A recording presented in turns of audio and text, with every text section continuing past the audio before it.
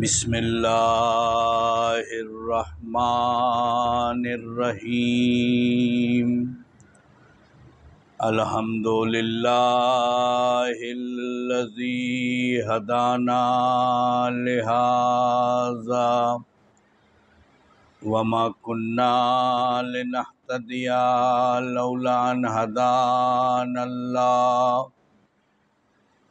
لقد جاءت رسل ربنا بالحق والصلاة والسلام والتحیۃ والإکرام مولانا و مولا الثقلین جد الحسن والحسین ابی القاسم مصطفیٰ محمد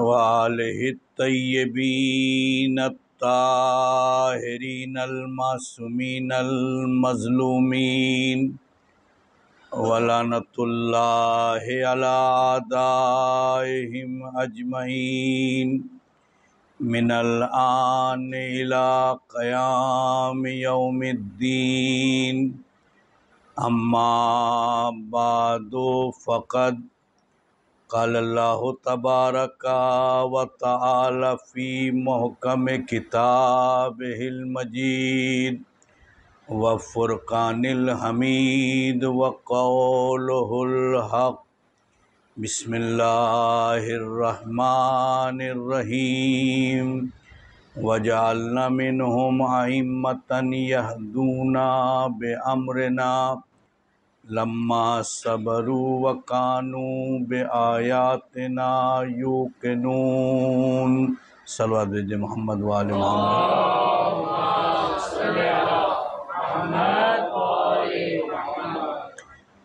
ارباب اعزاز،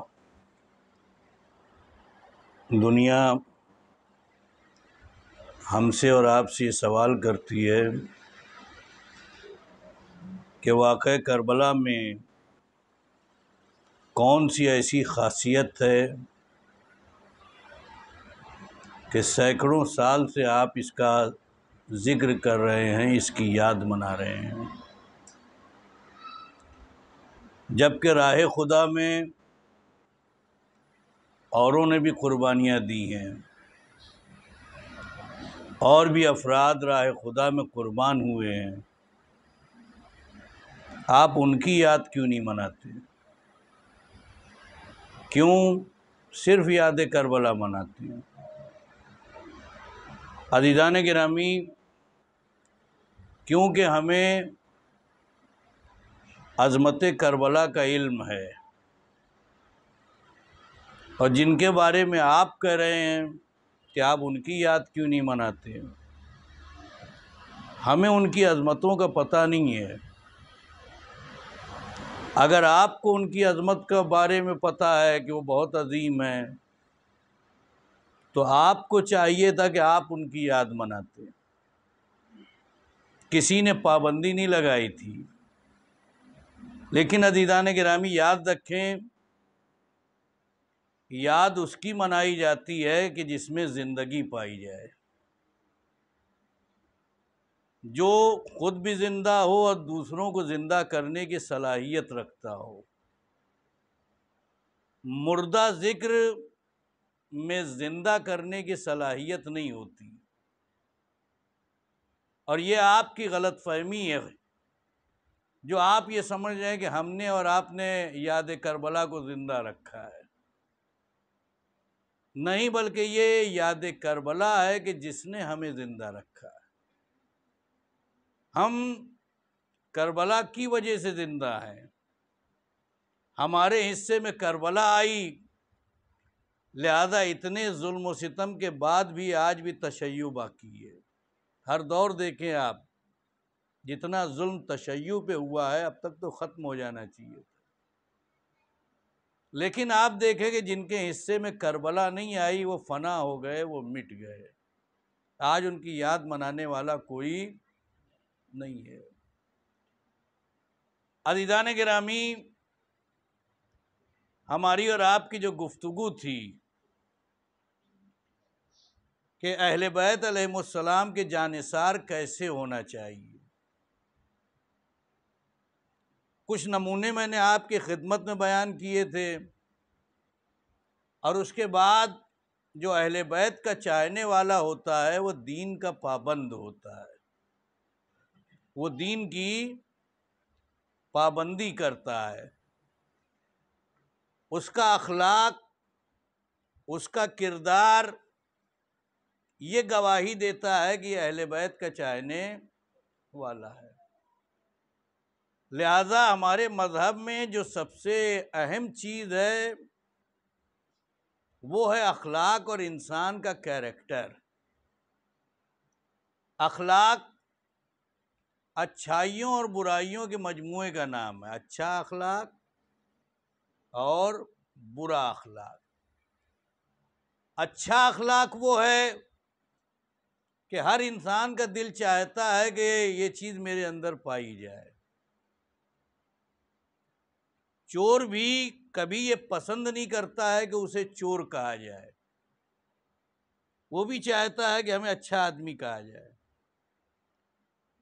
تو اچھا اخلاق جو ہوتا ہے ہر انسان کا دل چاہتا ہے کہ اسے اپنائے، اور جو برے اخلاق ہوتے ہیں اس سے ہر کوئی اپنے کو بچاتا ہوا نظر آتا ہے۔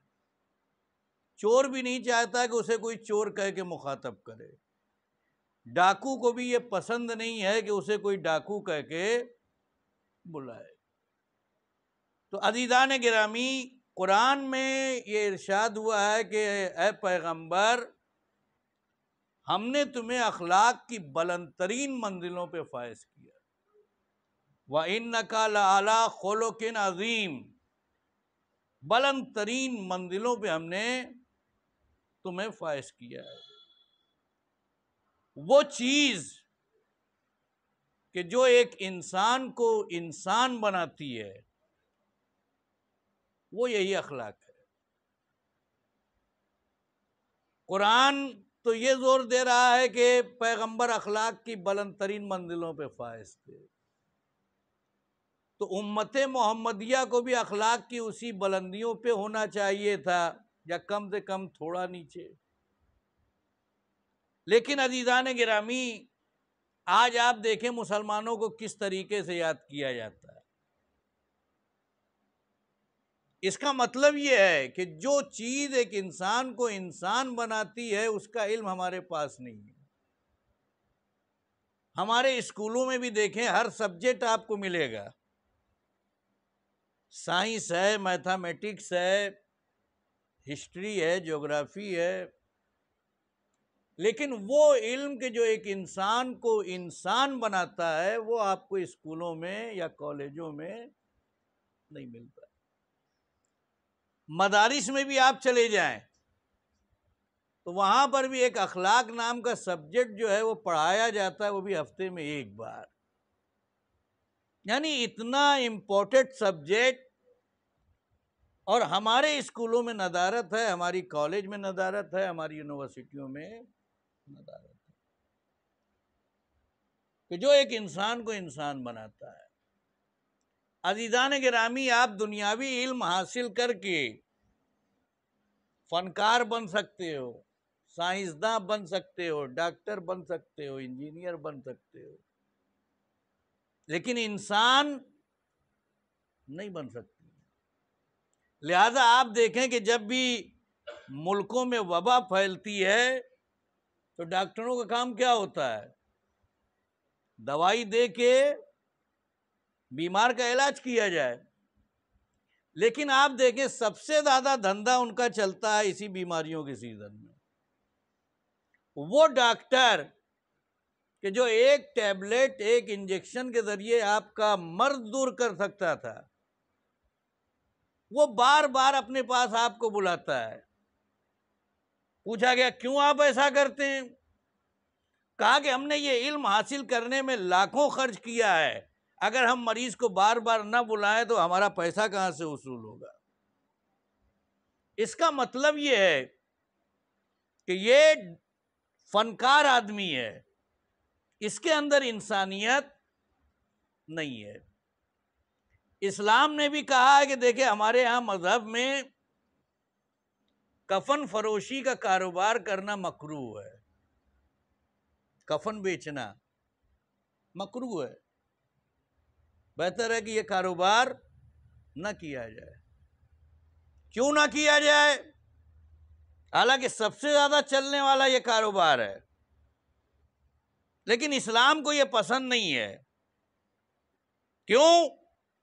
اس لیے کہ کاروبار کا یہ تقاضا ہے کہ انسان ہر وہ کام کرے کہ جس سے اس کے کاروبار کو فائدہ ہو، ہر وہ کام، ہر وہ کوشش کرتا ہے کہ وہ کام کرے تاکہ ہمارے بزنس کو زیادہ پروفٹ ہو۔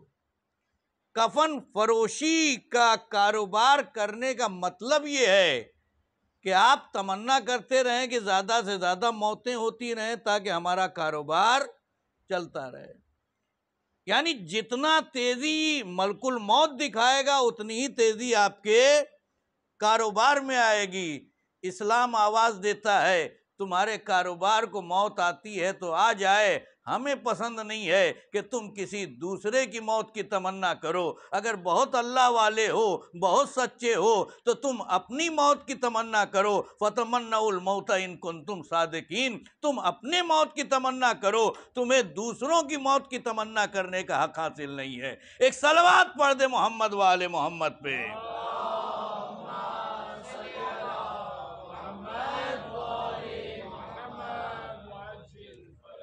تو اسی اخلاق میں ایک بہترین اخلاق ہے کہ جس کا نام ہے تواضع اور انکساری۔ ایک اہل بیت کے چاہنے والوں میں یہ تواضع اور انکساری ہونا چاہیے۔ اس کے مقابلے میں ایک بدترین صفت جو پائی جاتی ہے وہ تکبر ہے، وہ غرور ہے۔ اللہ نے انسان کو منع کیا ہے کہ خبردار تم تکبر نہ کرو، اور کہا گیا کہ انسان تجھے گھمنڈ کس چیز کا ہے؟ تیری ابتدا نجیس ہے، تیری انتہا نجیس ہے، اور دوران حیات میں تو غلاظتیں لیے پھرتا ہے، پھر تجھے کس چیز کا غرور ہے، کس چیز کا گھمنڈ ہے؟ تو پیدا ہوتا ہے تب بھی تجھے غسل دیا جاتا ہے، جب تو مر جاتا ہے تو اتنا نجس ہوتا ہے کہ عین النجس جانور سے بھی زیادہ نجس۔ بھائی کتے کو اگر آپ چھو لیں تو غسل کرنے کی ضرورت ہے؟ نہیں ہے، خالی ہاتھ دھو لیا آپ پاک ہو گئے۔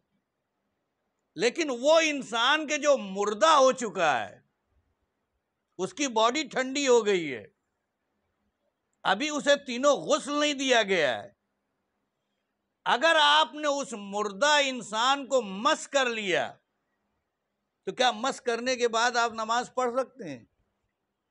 ہاں، زور سے بولیں تاکہ نہیں پڑھ سکتے۔ کیوں؟ اس لیے کہ غسل مس میت آپ نے نہیں کیا ہے، یعنی مرنے کے بعد بھی انسان اتنا زیادہ نجس ہو جاتا ہے کہ جب تک غسل مس میت نہ کرے کوئی بندگی کا فعل انجام نہیں دیتا۔ تو قدرت آواز دے رہی ہے اے انسان تجھے گھمنڈ کس چیز کا ہے؟ ابتدا نجس، انتہا نجس ہے۔ گھمنڈ کرنے کا اگر صحیح معنوں میں کسی کو حق تھا تو وہ اہل بیت علیہ السلام کی ذات تھی، وہ امیر المومنین کی ذات تھی کہ جو پیدا ہوا تو خانہ کعبہ میں، دنیا سے گیا تو مسجد کوفہ تھے۔ غرور انہیں کرنا چاہیے تھا، مگر ہم نے دیکھا ان کی حیات میں کہیں تکبر نظر نہ آیا، ہمیشہ تواضع اور انکساری نظر آئی۔ ایک صلوات پڑھ دے محمد وآل محمد پہ۔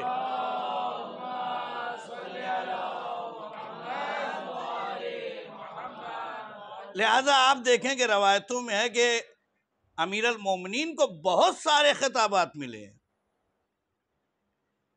امام المتقین، یعصوب الدین، امیر المومنین، ابو تراب، یہ سارے القابات جو ہیں وہ مولا کی۔ مولا سے کسی نے سوال کیا کہ مولا یہ آپ کو اتنے سارے القاب ملے، اس میں آپ کو کون سا لقب بہت زیادہ پسند ہے؟ یہیں پہ بات روک کے چلیے میں آپ سے سوال کرتا ہوں، اگر یہ سارے القابات آپ کو دے دیے جائیں، امام المتقین، امیر المومنین، یعصوب الدین، ابو تراب، تو آپ کو کون سا لقب پسند آئے گا؟ ہاں، اگر اتنے سارے القابات سے آپ کو نوازا جائے، آپ امیر المومنین، امام المتقین، یعصوب الدین، ابو تراب، تو یہ بتائیں آپ کو کون سا لقب پسند آئے گا؟ آپ کہیں یا نہ کہیں، لیکن اگر کوئی مجھ سے سوال کرے تو میں برجستہ کہوں گا بھائی امیر المومنین کا لقب مجھے بہت زیادہ پسند ہے۔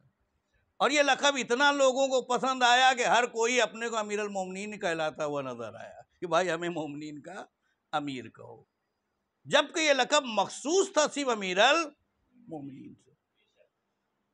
لیکن جب یہ سوال امیر کائنات سے کیا گیا تو امیر المومنین نے کہا کہ مجھے جو سب سے زیادہ لقب پسند ہے وہ ابو تراب کا۔ کہا کیوں؟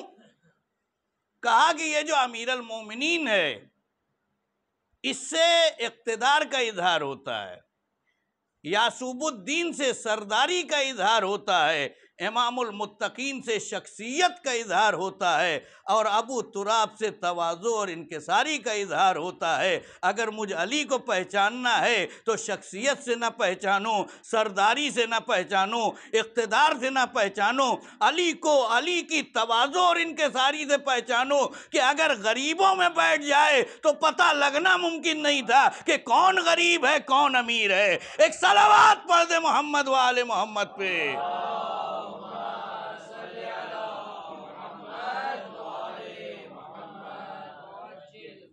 تو عزیزان گرامی، ایک بہترین صفت تواضع کہ جو ایک انسان کو انسان بناتی ہے، اور یہ تواضع کے لیے 4 چیزوں کا ہونا ضروری ہے۔ اور دیکھیں ہم اور آپ کے آیا وہ چاروں چیزیں ہمارے اندر پائی جاتی ہیں یا نہیں پائی جاتی؟ نہیں پائی جاتی، تو بہترین موقع ہے کہ آپ اپنے اندر یہ چاروں صفتیں پیدا کریں، کیونکہ اہل بیت کو یہ صفتیں پسند تھیں۔ تواضع کی پہلی صفت ہے کہ جو تمہارا مقام ہے، جو تمہارا منصب ہے، اس سے کمتر جگہ پہ بیٹھو، اور خالی بیٹھنا نہیں ہے بلکہ اس بیٹھنے پہ تمہیں راضی رہنا ہے۔ میں مثال کے ذریعے بات واضح کرتا ہوں۔ مثلا رویش بھائی نے ہم سے کہا کہ مولانا کل ایک پروگرام ہے، آپ کو جلسے کی صدارت کرنی ہے۔ جلسہ ٹھیک 9 بجے شروع ہو جائے گا۔ میں نے کہا ٹھیک ہے۔ میں گھر گیا، اس کے بعد سوچا کہ بھیا ہندوستان کا مزاج یہ ہے کہ ٹائم 9 بجے کا دیا جاتا ہے، پروگرام شروع ہوتا ہے 11 بجے۔ تو میں گھر سے نکلا جو ہے وہ 10 بجے تاکہ 11 بجے پہنچ جاؤں، لیکن جب پہنچا تو دیکھا کہ رویش بھائی جو ہے اپنے وعدے کے بہت پکے تھے، ٹھیک 9 بجے انہوں نے پروگرام شروع کر دیا۔ پورا ہال بھی یہ تو کھچا کھچ بھرا ہوا تھا، اور جو مسند صدارت تھی وہاں پہ کوئی دوسرے مولانا بیٹھے ہوئے۔ انہوں نے دور سے مجھے دیکھا، کہا کہ مولانا اسی جگہ آپ بیٹھ جائیں۔ میں بیٹھ تو گیا، لیکن جب بھی میرا ان سے آمنا سامنا ہوتا ہے، نگاہ سے نگاہ ملتی ہے، تو میں چہرے کے مختلف رنگ بناتا ہوں، الگ الگ تصویر۔ یعنی گویا میں بیٹھ تو گیا آپ کے کہنے پر، لیکن میں اس بیٹھنے پہ راضی نہیں ہوں، اس لیے میری جگہ یہاں نہیں ہے بلکہ وہاں ہے۔ تواضع کی پہلی صفت، جو تمہارا مقام ہے اس سے کمتر جگہ پہ بیٹھو، اور خالی بیٹھنا نہیں ہے بلکہ اس بیٹھنے پر راضی رہنا ہے۔ عزیزان گرامی یاد رکھیں، بلندیاں کسی کو بلند نہیں بناتی ہیں، پستیاں کسی کو پست نہیں کرتی ہیں، جو بلند ہے وہ ہمیشہ بلند رہے گا، جو پست ہے وہ ہمیشہ پست رہے گا۔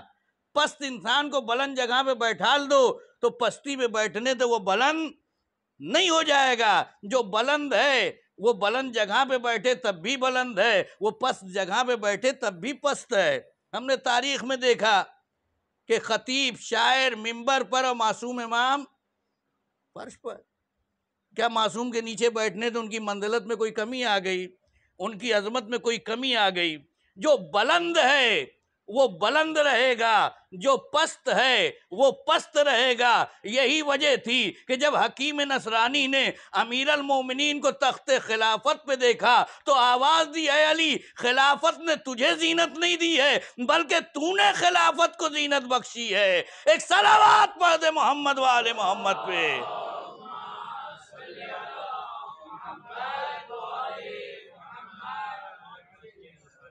تو یہ پہلی صفت، جو تمہارا مقام ہے اس سے کمتر جگہ پہ بیٹھو اور بیٹھنے پر راضی ہو۔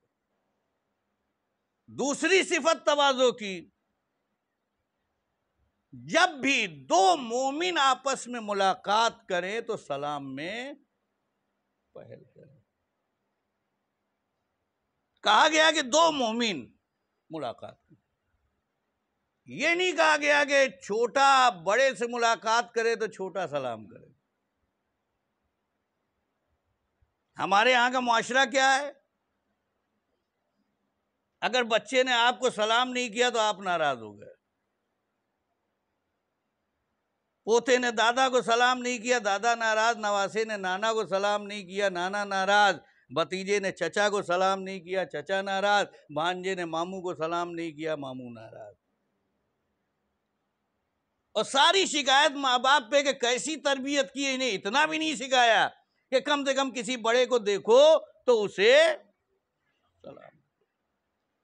عزیزان گرامی، یاد رکھے کسی مفتی نے، کسی مرجع نے یہ نہیں کہا کہ جو چھوٹا ہے وہ بڑے کو سلام کرے اور جو بڑا ہے وہ چھوٹے کو سلام نہ کرے۔ تو دن مسائل بھی اٹھا کے آپ دیکھ لیں، یہی کہا گیا کہ دو مومن جب آپس میں ملاقات کریں تو سلام میں پہل کریں۔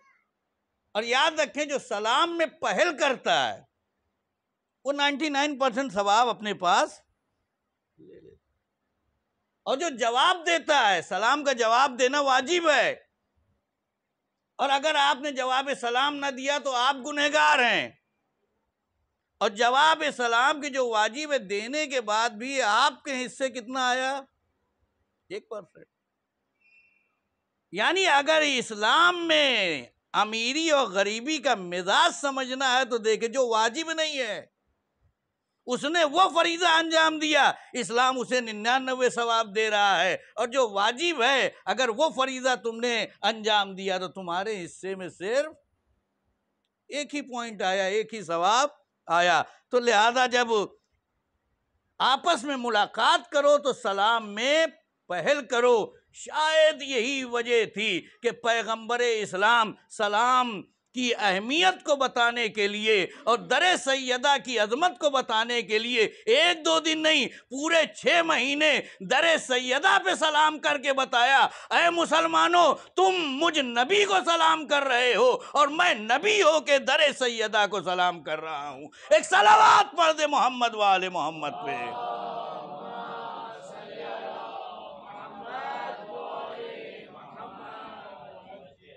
یہ تواضع کی دوسری صفت کہ جب بھی کسی مومن سے ملاقات کرو تو سلام میں فوراً پہل کرو، چاہے چھوٹا ہو یا چاہے بڑا ہو۔ تیسری صفت تواضع کی کہ دیکھو جب جوہلا تم سے مخاطب ہوں تو ان سے بحث اور مجادلہ نہ کرو۔ جاہل ان کو آپ لاکھ دلیلیں دیتے رہیں، لاکھ سمجھاتے رہیں،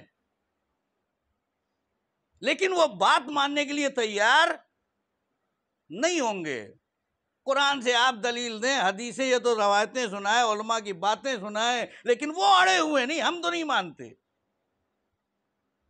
قانون تواضع کہتا ہے کہ جو جاہل ہیں ان سے بحث کر کے اپنا وقت برباد نہ کرو، اذا خاطبہم الجاہلون قالوا سلاما، اے پیغمبر اگر جوہلا تم سے مخاطب ہو تو انہیں دور سے کہو بھائی تم سلامت رہو اور آگے بڑھ جاؤ، وقت ضائع کرنے کی ضرورت نہیں ہے۔ جیسا کہ آج ہمارے معاشرے میں ہے کہ بہت سے واٹس ایپ یونیورسٹی کے لوگ جو ہے واٹس ایپ پڑھ کے فتویٰ دیتے ہیں، نتیجہ نکالتے ہیں کہ ایسا نہیں کرنا چاہیے ویسا نہیں کرنا چاہیے۔ یاد رکھیں آپ، تشیع کو سب سے زیادہ نقصان جو پہنچ رہا ہے اسی واٹس ایپ سے پہنچ رہا ہے کہ ایک حدیث مولا کی دیکھی اب فوراً جو ہے اب وہ بھی یہ تو اردو ترجمہ، اب فوراً جو ہے فتویٰ جاری کر دیا ایسا نہیں ہونا چاہیے ویسا ہونا چاہیے۔ عزیزان گرامی یاد رکھیں، ایک واجب حرام مستحب مکروہ کا نتیجہ نکالنے کے لیے ایک مرجع جو ہے کم سے کم 37,000 حدیثوں کو دیکھتا ہے، تب کہیں جا کے نتیجہ نکالتا ہے کہ یہ واجب ہے یا حرام ہے۔ ایک دو حدیث نہیں، 37,000 حدیثیں کو پڑھتا ہے، مطالعہ کرتا ہے، اپنے دماغ میں دوڑاتا ہے، تب کہیں جا کے نتیجہ نکالتا ہے۔ ہم اور آپ ایک حدیث جو ہے اردو والی پڑھی ہے، فوراً جو ہے نتیجہ نکالا اور مراجعین کو گالی بکنا شروع کر دیا۔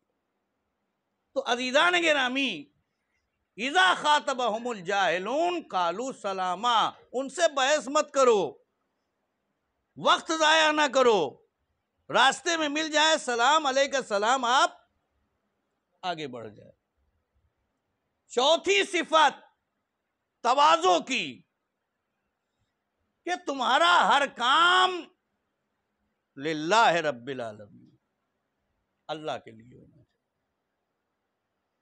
ان صلاتی و نسکی و محیای و مماتی للہ رب العالمین، ہماری نماز، ہماری قربانی، ہماری زندگی، ہماری موت للہ رب العالمین، سب اللہ کے لیے ہونا چاہیے۔ ہم اٹھیں تو اللہ کے لیے، بیٹھے تو اللہ کے لیے، سوئے تو اللہ کے لیے، جاگے تو اللہ کے لیے، سب للہ رب العالمین ہونا چاہیے۔ ہمارا مزاج کیا ہے؟ شاعر نے اچھا قصیدہ پڑھا، مجمع نے واہ واہ نہیں کیا تو شاعر ناراض ہوا، کتنا جاہل مجمع تھا کہ ایک واہ نہیں کیا، شعر ہی نہیں سمجھا۔ خطیب نے بہت اچھا نقطہ پڑھا، مجمع بالکل خاموش، ایک نعرہ نہیں لگا تو خطیب ناراض کہ کس جاہل مجمع سے واسطہ پڑھا، اتنی اچھی بات پڑھ گیا اور ایک دم خاموش بیٹھا رہا۔ مطلب کیا ہوا؟ یعنی یہ جو شعر پڑھا ہے تم نے اللہ کے لیے پڑھا ہے یا لوگوں کے لیے پڑھا ہے؟ یہ جو منبر سے بیان کیا ہے اللہ کے لیے بیان کیا ہے یا لوگوں کے لیے بیان کیا ہے؟ اگر کام لوگوں کے لیے کیا ہے تو پھر روز محشر اللہ سے امید نہ رکھنا کہ اللہ تمہیں دے گا۔ اللہ تو کہہ رہا ہے کہ بھائی تم پہچانوانا چاہتے تھے کہ بڑے اچھے خطیب ہو، بڑے اچھے شاعر ہو، مجمع نے پہچان لیا کہ تم خطیب بھی اچھے ہو، تم شاعر بھی اچھے ہو، اجرت بھی تم نے لے لی، اب روز محشر ہمارے پاس کیا لینے کے لیے آئے؟ تو عزیزان گرامی، للہ رب العالمین، تمہارا ہر کام اللہ کے لیے ہونا چاہیے۔ اگر کام اللہ کے لیے ہے تو بندے تعریف کریں یا نہ کریں مگر اللہ تعریف کرے گا۔ شاید یہی وجہ تھی کہ جب میدان احد میں شجاع اپنی شجاعت کے جوہر دکھا رہا تھا تو بندوں نے تعریفوں میں اپنے ہونٹ کو بند کر لیا، قدرت مسکرائی، اگر تم میرے بندے کی تعریف نہیں کرتے نہ کرو، میں خدا اپنے بندے کی تعریف کروں گا۔ لا فتح الا علی، لا سیف الا ذوالفقار۔ صلوات پڑھ دے محمد وآل محمد پہ۔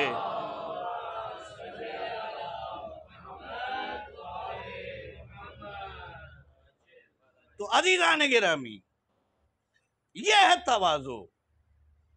ایک انسان کو انسان بننے کے لیے ان چار چیزوں کا ہونا ضروری ہے۔ مومن بننا یہ تو ایک الگ بات ہے، خالی بات انسان کی ہو رہی ہے کہ اگر ایک انسان جو ہے انسان بننا چاہے تو اس کے اندر یہ چاروں چیزیں ہونا چاہیے۔ پھر سے دوہراؤں گا، 4 چیزیں کون سی ہیں؟ نمبر 1، ہاں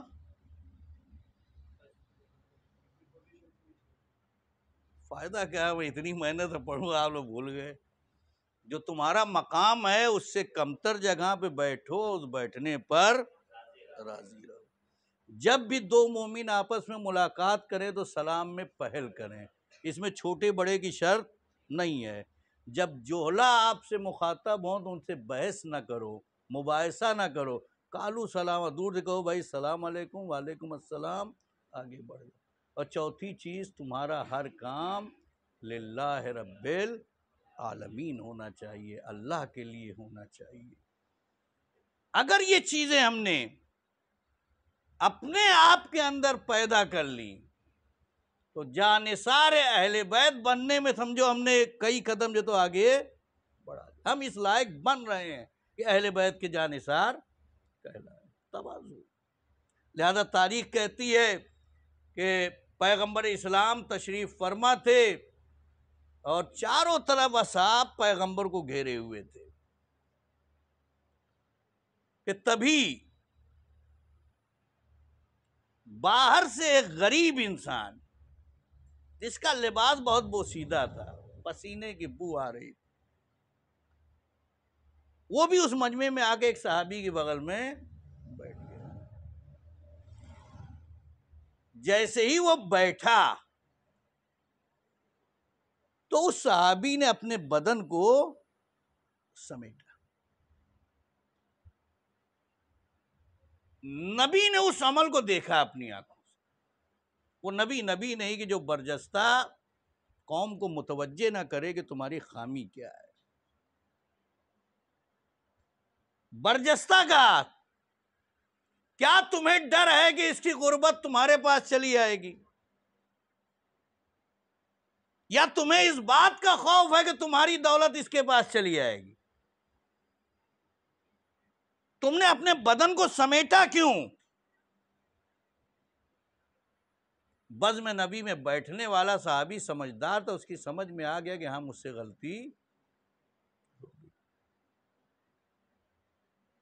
غلطی کا اعتراف کرنا بھی اس کے لیے جگر چاہیے۔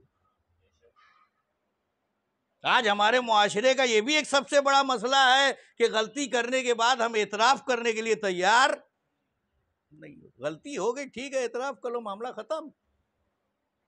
لیکن ہم اڑے ہوئے ہیں، غلطی ایکسپٹ کرنے کے لیے تیار نہیں ہے، اس کے لیے جگر چاہیے۔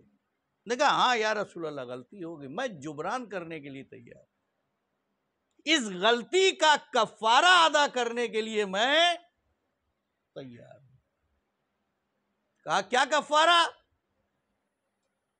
کہا اللہ کے رسول میں نے دیکھا ہے کہ ہم دونوں کے درمیان دولت کا توازن برابر نہیں تھا، میں امیر وہ غریب، اس بنیاد پہ مجھ سے یہ غلطی سرزد ہوئی، میں چاہتا ہوں کہ اپنی آدھی دولت اس کے حوالے کر دوں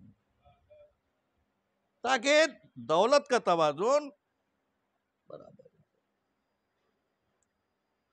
پیغمبر نے اس سے سوال کیا کیا تجھے منظور ہے آدھی دولت لینا؟ برجستہ اس نے کہا نہیں چاہیے۔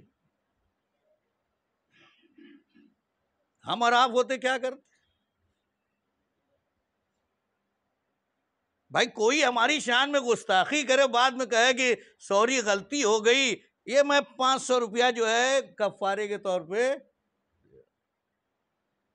فوراً ہم لے لیتے، کوئی بات نہیں، چمڑے کی زبان ہے، غلطی ہو جاتی ہے، آئی ہوئی لکشمی کو کون ٹھکراتا ہے؟ اور ادھر مسئلہ 500 یا 1000 کا نہیں ہے، آدھی دولت میں دینے کے لیے تیار ہوں، کیونکہ ہم دونوں کے درمیان دولت کا توازن برابر نہیں تھا، لہذا مجھ سے یہ غلطی سرزد۔ اس نے کہا کہ اللہ کے رسول مجھے نہیں چاہیے۔ جو مجمع میں افراد بیٹھے تھے وہ اشارہ کر رہے کہ یہ پاگل ہو گیا ہے، دیوانہ ہو گیا ہے، بھلا کوئی آدھی دولت ٹھکراتا ہے؟ زندگی خرچ ہو جاتی ہے آدھی دولت کمانے میں۔ اور یہاں بیٹھے بٹھائے مل رہا اور لے نہیں رہا. اس سے بڑا پاگل کون ہوگا؟ اس سے بڑا دیوانہ کون؟ عزیزان گرامی، نبی نے سوال کیا کہ وجہ کیا ہے؟ آدھی دولت تمہیں ملے، تم لینے سے انکار کر رہے ہو. اس نے کہا کہ اللہ کے رسول، میں نے ابھی اپنی آنکھوں سے دیکھا ہے کہ دولت کا توازن برابر نہیں تھا، لہذا اس نے میری شان میں یہ گستاخی کی. گارنٹی کیا ہے کہ یہ دولت میرے پاس آ جائے اور میں یہ غلطی نہ کروں؟ مجھے آدم کا تواضع پسند ہے، ابلیس کا تکبر پسند نہیں ہے. ایک صلوات پڑھ دے محمد والے محمد پہ.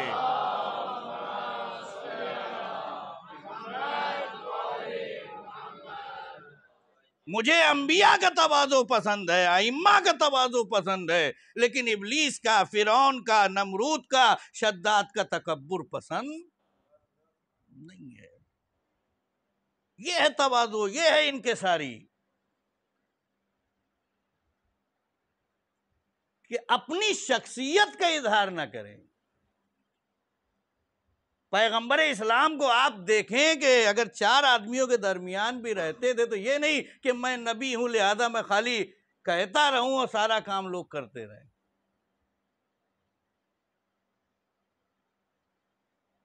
ایک جگہ سفر پہ گئے ہیں تو سب نے اپنے اپنے کام بانٹ لیے. کسی نے کہا کہ یہ بکرے کو ذبح میں کروں گا، کسی نے کہا کھال میں ادھیروں گا، کسی نے کہا کہ کھانا میں بناؤں گا، کسی نے کہا کہ برتن میں صاف کروں گا.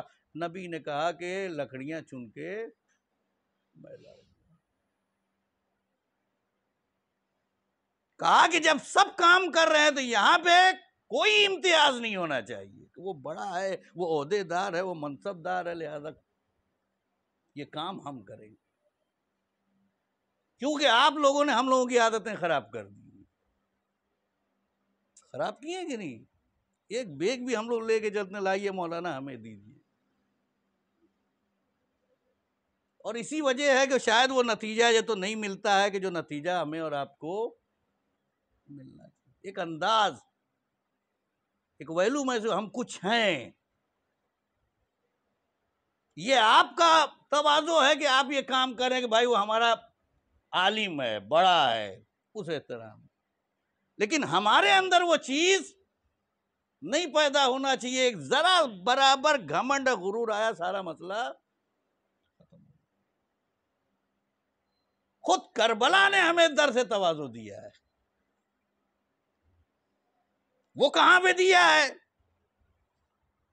جس زانو پر علی اکبر کا سر تھا، اسی زانو پر امام نے جون غلام حبشی کا بھی سر. ایسا نہیں ہے کہ وہ میرا بیٹا ہے لہذا اس کا سر میں زانو پہ رکھوں گا اور یہ غلام ہے لہذا میں اس کا سر زمین پہ رکھوں گا. نہیں، غلام ہے کیا ہوا؟ یہ امام حسین کا تواضع. بس عزیزان گرامی، 2-4 باتیں امام مظلوم کربلا کے قیام کے سلسلے میں، اور اس کے بعد جو ہے میں مجلس تمام کروں گا. کہ یاد رکھیں کہ کسی مقام پہ کھڑا ہونا، کسی مقام پہ اقدام کرنا، یہ ہنر نہیں ہے جب تک اس قیام میں 5 خاصیت پیدا نہ ہو جائے. پہلی چیز، قیام کرنے والے کی شخصیت کیا ہے؟ شخصیت کا بہت بڑا اثر قیام پہ پڑتا ہے. میں مثال کے ذریعے بات سمجھاؤں گا. مثلا میں نے ممبر سے اعلان کیا کہ مجھے ایک مسجد بنانی ہے اور اتنا چندہ لگے گا، اگر آپ چندہ دے دے تو کل ہی یہ تو مسجد کی بنیاد رکھی جائے گی اور 1 مہینے میں مسجد کی عمارت تیار ہو جائے گی.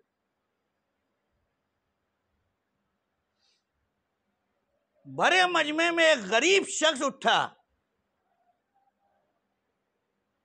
جس کا کپڑا پھٹا ہوا، پرانا کپڑا. اس نے کہا کہ مولانا صاحب گھبرائیے نہیں، میں حاضر ہوں، انشاءاللہ مسجد تیار ہو جائے گی. کیا اس شخص کے کہنے سے میں مطمئن ہو جاؤں گا؟ اس لیے کہ مسجد بنانے کے لیے پیسے کی ضرورت ہے. اور جو کھڑا ہو کر کہہ رہا ہے اس کے پاس پیسہ نہیں ہے، اس کی جیب خالی ہے، اس کے کھڑے ہو کر کہنے سے میں مطمئن ہونے والا نہیں ہوں۔ لیکن اسی بزم میں بیٹھے بیٹھے ایک کروڑ پتی نے کہا کہ مولانا صاحب آپ پہلے ہی مجھ سے بتا دیے ہوتے، اب تک تو مسجد تیار ہو جاتی۔ وہ بیٹھ کر یہ بات کہہ رہا ہے، لیکن بیٹھ کر کرنے میں بھی اس کی بات میں وزن ہے، کیونکہ اس کے پاس پیسہ ہے اور جو کام ہے اس کے لیے پیسہ چاہیے۔ تو قیام کے لیے شخصیت کا ہونا ضروری ہے۔ ایک شخصیت اس غریب کی ہے لیکن وہ یہ کام نہیں کر سکتا، حالانکہ وہ کھڑا ہو کے کہہ رہا ہے، اور یہ جو ہے بیٹھے بیٹھے کہہ رہا ہے کہ آپ کا کام ہو جائے گا، تو اس کے کہنے سے میں مطمئن ہو جاؤں گا۔ اگر عزیزان گرامی بات آپ کی سمجھ میں آ رہی ہے تو اب چلیں دعوت ذوالعشیرہ میں۔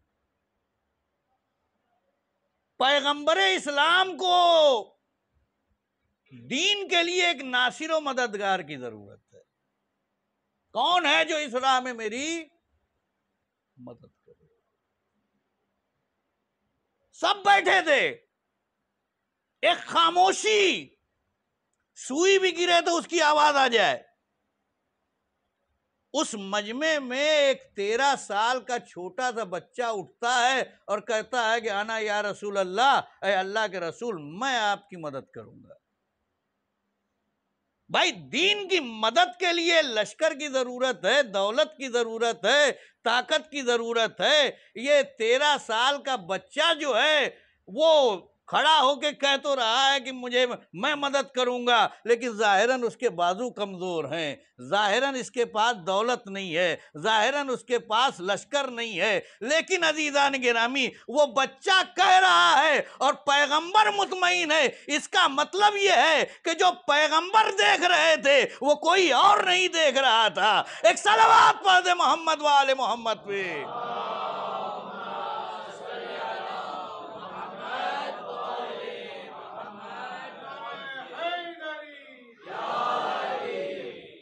اور عزیزان گرامی اگر آپ غور کریں تاریخ پہ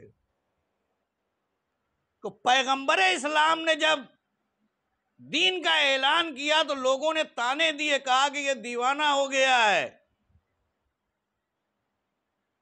یہ دیوانہ ہو گیا ہے، یہ شاعر ہے، یہ جادوگر ہے، لوگوں کو بیوقوف بنا رہا ہے۔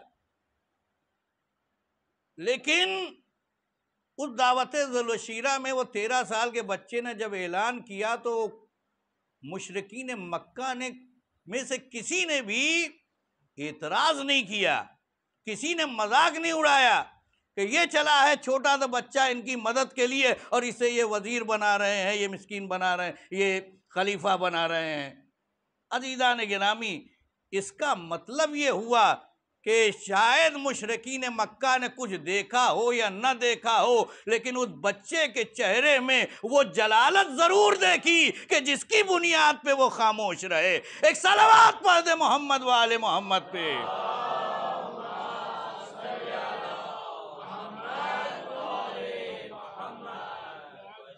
تو قیام کرنے والے کی شخصیت کا اثر قیام پہ پڑتا ہے۔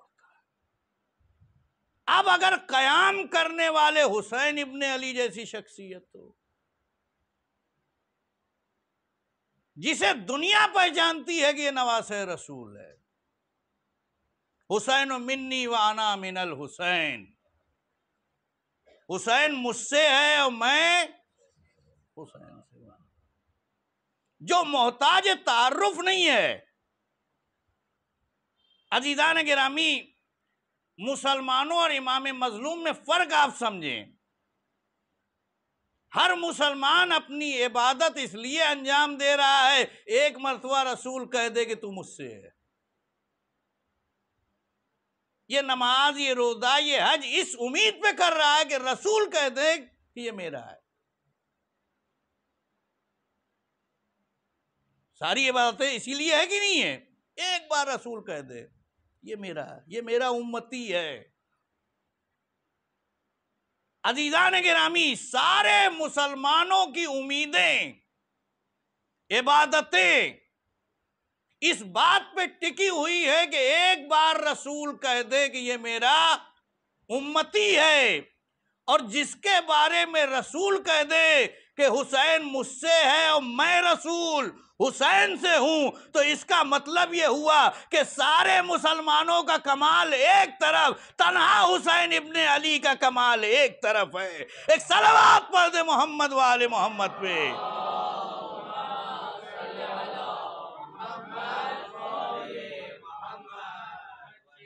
دوسری چیز، قیام کرنے والے کی ہمت کی وجہ سے اہمیت رکھتا ہے۔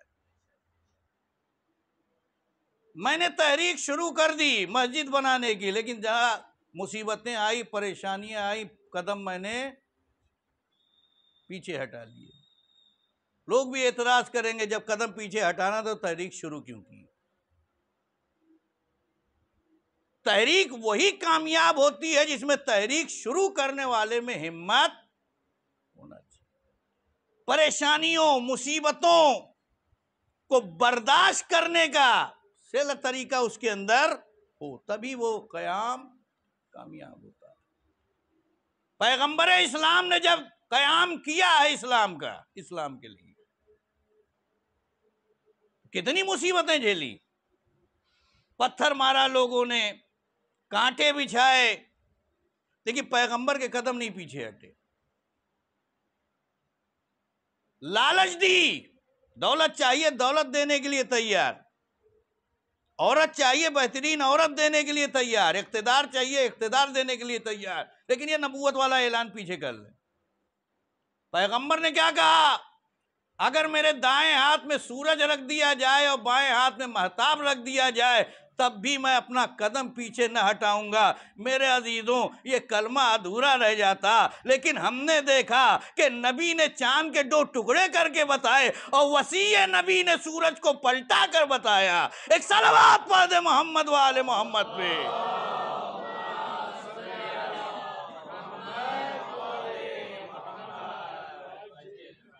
غلطی کر بیٹھے تھے مسلمان کے جو خیبر میں مرحب کے مقابلے میں جانے لگے، غلطی ہو گئی تھی ان سے۔ وہ تو سمجھے تھے کہ معاملہ آسان ہے، لیکن سمجھدار تھے وہ مسلمان کے جو خندق میں سر جھکائے بیٹھے رہے۔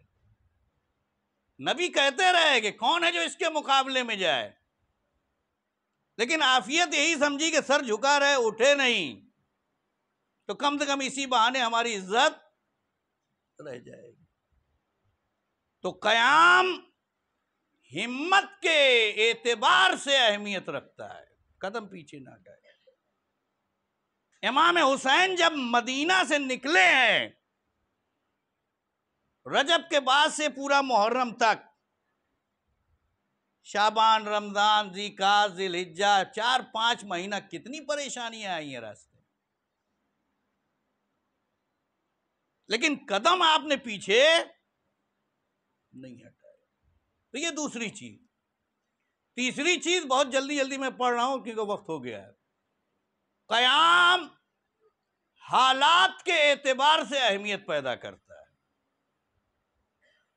رات کے وقت اے سی روم میں 3 رکعت نماز پڑھنا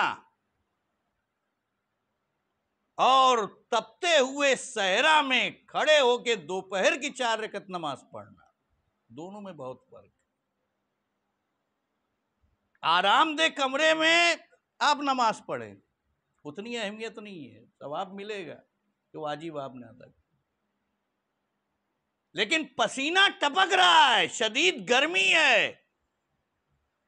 اس میں بھی انسان معبود کو فراموش نہ کرے اور نماز پڑھے، اس کا اجر جو ہے وہ اور ہوتا ہے۔ لہذا آپ دیکھیں، یہ حق بات اگر اپنے مجمع میں کہی جائے، اپنے لوگوں میں کہی جائے تو اس حق بات کو کہا جائے گا کہ بڑی اچھی تقریر ہے، بڑی اچھی گفتگو ہے، بڑی اچھی خطابت ہے۔ کیوں؟ اس لیے کہ اپنے لوگوں میں کہہ رہا ہے۔ لیکن اگر وہی حق بات ظالم حاکم کے سامنے کہی جائے، اب یہ نہیں کہا جائے گا کہ یہ گفتگو ہے، یہ خطابت ہے، یہ تقریر ہے، بلکہ کہا جائے گا کہ یہ جہاد ہے۔ یہ لفظوں کا جہاد ہے کہ جو ظالم حاکم کے سامنے انسان کر رہا ہے۔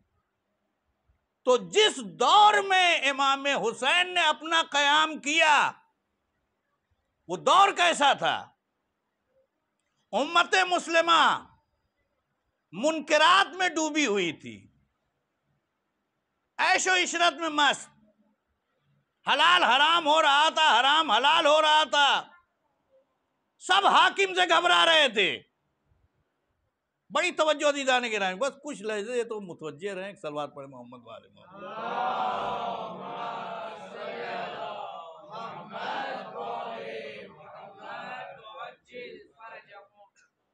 سب حاکم کے آگے سلنڈر۔ اگر کوئی اس وقت حاکم کے خلاف آواز اٹھاتا تو اس کا سر قلم کر دیا جاتا۔ لیکن ایسے موقع پر امام مظلوم نے خاموش رہنا بہتر نہیں سمجھا، یزید کے خلاف اقدام کیا۔ اور کیسا اقدام؟ کیا کہہ کے کیا؟ میں نکل رہا ہوں میرے نانا کی امت کی اصلاح کے لیے۔ یعنی امت محمدیہ کا کیریکٹر جو ہے وہ فاسد ہو چکا تھا، منکرات میں ڈوبی ہوئی تھی۔ امت کی اصلاح کے لیے امام حسین نے اپنا قدم باہر نکالا۔ کیا کرنے جا رہے ہیں؟ کہا امر بالمعروف اور نہی عن المنکر۔ معاشرے میں نیکیوں کی دعوت دینے والا کوئی نہیں ہے، برائیوں سے روکنے والا کوئی نہیں ہے۔ میں لوگوں کو نیکیوں کی طرف بلاؤں گا، میں لوگوں کو برائیوں سے روکوں گا۔ یہ دوسرا مقصد۔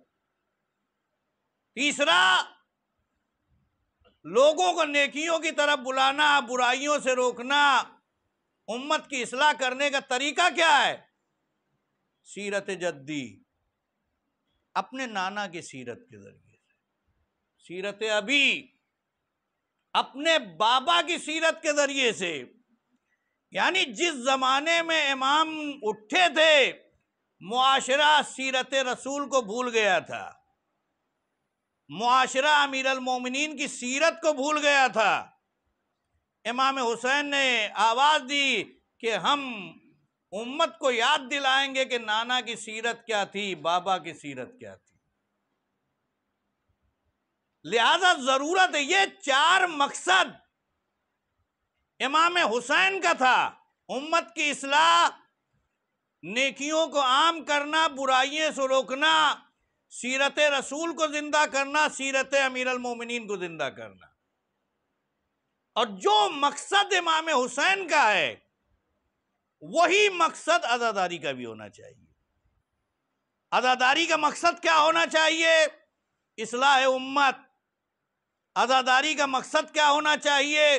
معاشرے میں نیکیوں کو عام کرو، معاشرے کو برائیوں سے روکو۔ عزاداری کا مقصد کیا ہونا چاہیے؟ سیرت رسول کو پڑھا جائے۔ عزاداری کا مقصد کیا ہونا چاہیے؟ سیرت امیر المومنین کو پڑھا جائے۔ اگر یہ کام آپ کر رہے ہیں تو آپ یقین جانیں لشکر حسینی کے ایک سپاہی۔ اگر یہ چاروں چیزیں آپ انجام دے رہے ہیں تو کربلا والوں سے آپ جڑے ہوئے ہیں۔ اور اگر یہ چاروں نہیں ہیں تو اس کا مطلب یہ ہے کہ رسم عزا تو ہم انجام دے رہے ہیں، لیکن حقیقی عزا جو تو ہمیں حاصل نہیں ہے۔ تو حالات کے اعتبار سے قیام اہمیت رکھتا ہے، نتیجے کے اعتبار سے بھی قیام اہمیت کا حامل رہتا ہے۔ پیغمبر نے سب کچھ برداشت کیا، دیوانہ کہا، پاگل کہا، جادوگر کہا، شاعر کہا، لیکن اس قیام کا نتیجہ 8 ہجری کو جب مکہ فتح ہوا ہے تو